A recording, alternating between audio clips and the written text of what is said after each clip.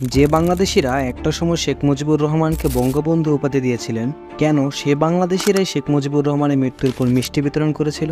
যে মেজর ডালিম শেখ মুজিবুরের আহ্বানে মুক্তিযুদ্ধে অংশ নিয়েছিল, সেই মেজর ডালিমই কেন শেখ মুজিবুরকে হত্যা করে রেডিওতে ঘোষণা দিয়েছিল? কি হয়েছিল 1972 থেকে 1975 সালে, এবং কেনই বা বাংলাদেশের মানুষ তাকে অপছন্দ করা শুরু করেছিল? মেজর ডালিম বলছি, অদ্য সকাল হতে খন্দকার মুশতাক আহমদের বলিষ্ঠ নেতৃত্বে সামরিক বাহিনী ক্ষমতা দখল করিয়াছে। শেখ মুজিব ও তার খুনি দুর্নীতিবাজ সরকারকে উৎখাত করা হইয়াছে। এখন হতে সারা দেশে সামরিক আইন জারি করা হলো।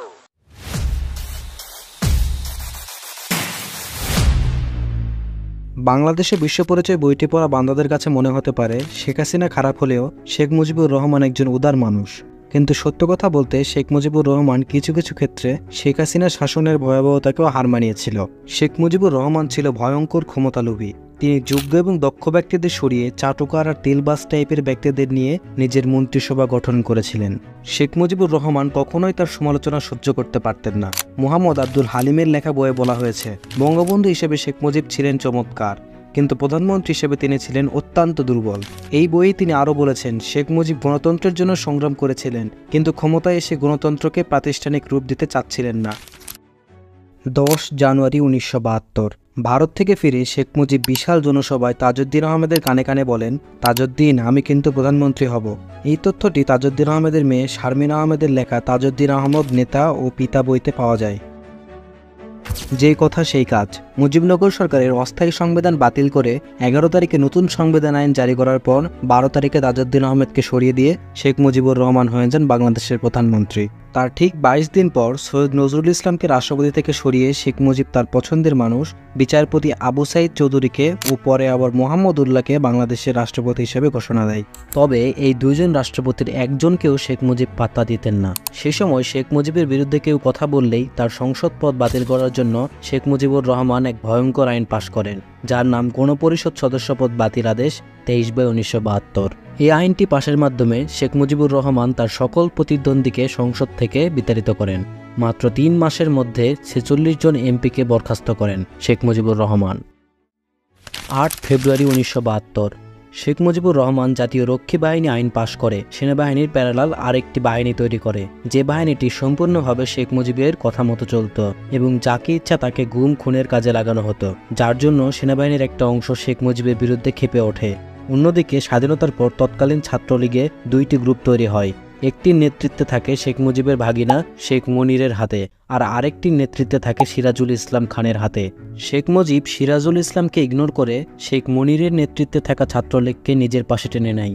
এজন্য সিরাজুল ইসলাম খানের নেতৃত্বে থাকা দলটি একটা সময় আওয়ামী লীগ থেকে বিচ্ছিন্ন হয়ে যায় এবং একটি নতুন রাজনৈতিক দল গঠন করে। নাম দেওয়া হয় জাতীয় সমাজতান্ত্রিক দল বা জাসদ। 1973 সালে শেখ মুজিবের বিরুদ্ধে প্রথম যে রাজনৈতিক দলটি নির্বাচনে মাঠে নামে সেটি ছিল এই জাসদ। কিন্তু এই নির্বাচনে কিছু কিছু জায়গায় জাসদের নেতাকর্মীদের দড়ি দিয়ে বেঁধে রাখা হয় যেন তারা নির্বাচনে অংশগ্রহণ করতে না পারে। এই নির্বাচনের মাধ্যমেই ভোট ডাকাতির সূচনা করে আওয়ামী লীগ। সে সময়টাতে আওয়ামী লীগের নেতাকর্মীরা বেপরোয়াভাবে লুটপাট করতে থাকে। এমন লুটপাটের জন্য 1974 সালে ভয়ঙ্কর দুর্ভিক্ষ দেখা দেয়। যদিও আওয়ামী লীগ বরাবর দাবি করে কিউবার পক্ষ নেওয়ার জন্য আমেরিকা বাংলাদেশে খাদ্যপণ্য আসতে দেয়নি, কিন্তু নোবেল বিজয়ী অমৃত সেন তার বইতে লিখেছেন এই সময় খাদ্যের অভাবে দুর্ভিক্ষ দেখা দেয়নি, হয়েছিল মুজিব বাহিনীর ব্যাপক লুটপাটের জন্য। 1971 সালে বাংলাদেশে কোটিপতির সংখ্যা ছিল 1 লাখ, কিন্তু 1975 সালের মধ্যে সেই সংখ্যা বেড়ে 5 লাখ হয়ে যায়। নতুন করে যারা কোটিপতি হয়েছিল তারা প্রত্যেকে অন্যের জায়গা জমি দখল করে বিশাল অর্থের মালিক হয়। এতে করে জনগণের মধ্যে বড় অঙ্কের আর্থিক বৈষম্য তৈরি হয়, যার ফলে 1974 সালে আসে ভয়ঙ্কর দুর্ভিক্ষ। সরকারি হিসাবে এই দুর্ভিক্ষে প্রায় 30,000 মানুষ মারা যায়, কিন্তু বেসরকারি হিসাবে সংখ্যাটি লাখের উপরে। ওই সময়ের বিখ্যাত কবি রফিক আজাদকে তার বিখ্যাত কবিতা ভাত দে হারামজাদা নইলে মানচিত্র চিবিয়ে খাবো লেখার জন্য শেখ মুজিব জেলে ঢুকিয়ে দেয়। মূলত শেখ মুজিব তার কোনো সমালোচনা সহ্য করতে পারত না, এজন্য 4টি পত্রিকা ছাড়া সব পত্রিকা নিষিদ্ধ করে দেয়। শেখ মুজিব যখন বুঝতে পারল দেশের জনগণ তার এসব বাড়াবাড়িতে বিরক্ত, তখন সে চিন্তা করল কোনো প্রকার গণতন্ত্রই থাকতে দেয়া যাবে না। বাংলাদেশে উত্তর কোরিয়ার মতো স্টাইলে সে তৈরি করতে চাইল এক দল এক পার্টি এক নেতা, বাকশাল। বাকশালের পূর্ণ নাম বাংলাদেশ কৃষক শ্রমিক আওয়ামী লীগ, অর্থাৎ পুরনো আওয়ামী লীগকে বিলুপ্ত করে নতুন এই রাজনৈতিক দল শেখ মুজিব খুলতে চেয়েছিল এবং এটার পর অন্য সকল রাজনৈতিক দলকে নিষিদ্ধ করার সিদ্ধান্ত নিয়েছিল। শেখ মুজিবের এসব অযৌক্তিক বাড়াবাড়িতে বিরক্ত হয়ে শেষমেশ major Farooq, major Abdul Rashid, major Dalim সহ আরও অনেক সেনা কর্মকর্তা শেখ মুজিবকে সরানোর পরিকল্পনা করেন। এখন হয়তো আপনারাই বুঝতে পারছেন যে কে কার থেকে আসলে শিক্ষা নিয়েছে। এত সব জানার পর আপনার উপরে ছেড়ে দিলাম তাকে আপনি কিভাবে দেখবেন। আজকের মতো আসি, আল্লাহ হাফেজ।